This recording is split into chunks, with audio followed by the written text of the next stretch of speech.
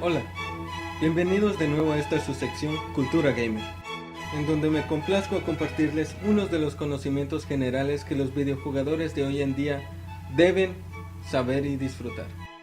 El día de hoy les hablaré sobre un videojuego que se impuso sobre muchos en su época, simplemente porque es, como siempre,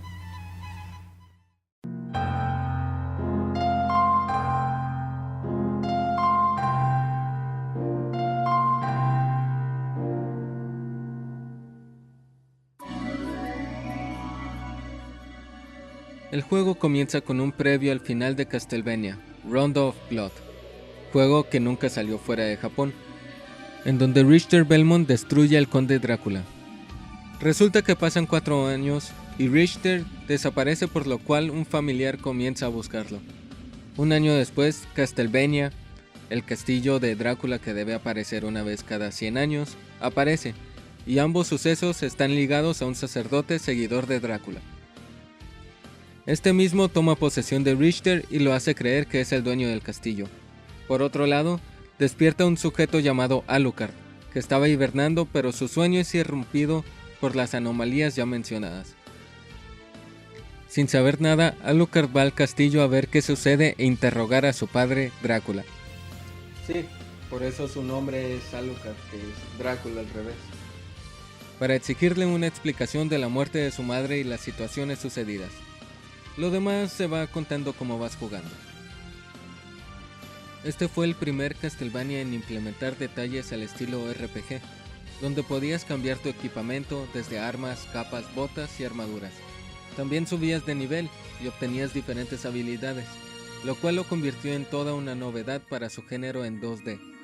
Además de eso, fue el primer Castlevania que no se manejaba por niveles, sino que era un mismo nivel que ibas desbloqueando por partes según los objetos y nivel que tenías.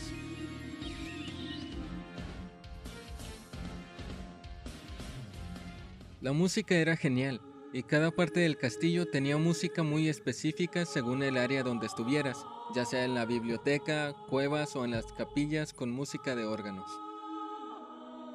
Mezclando experiencias en 3D con el gameplay en 2D, Symphony of the Night no se destaca mucho por su apartado gráfico, sin embargo, sí por sus efectos visuales y detalles en los escenarios, realmente bien ambientados que en verdad te hacen sentir la inmensidad de un lúgubre castillo, que en su tiempo fue un vasto avance para juegos en 2D y 3D que ya surgían en esos tiempos.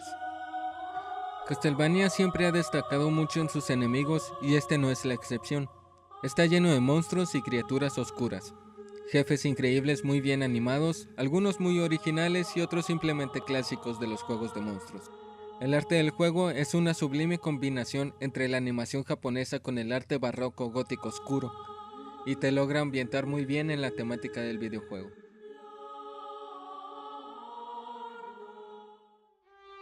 Ahora, ¿por qué es importante para la cultura gamer? Con su nuevo estilo de gameplay demostró que no era necesario adaptarse al estilo 3D como ya lo habían hecho Link y Mario, sino que también se puede mantener fresco el videojuego en 2D, e incluso mostró mucha superioridad en varios aspectos que Castlevania 64 y sus sucesores.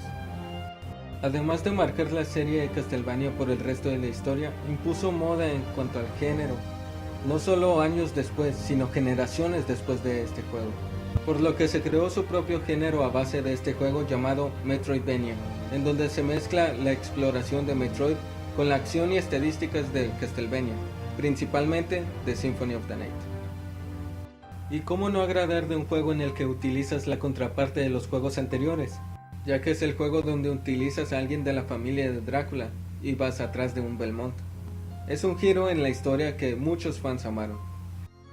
Entonces, no se olviden de jugar y disfrutar esta obra de arte, actualmente disponible en varias plataformas debido a su trascendencia y popularidad. Muchas gracias por su tiempo y nos vemos muy pronto.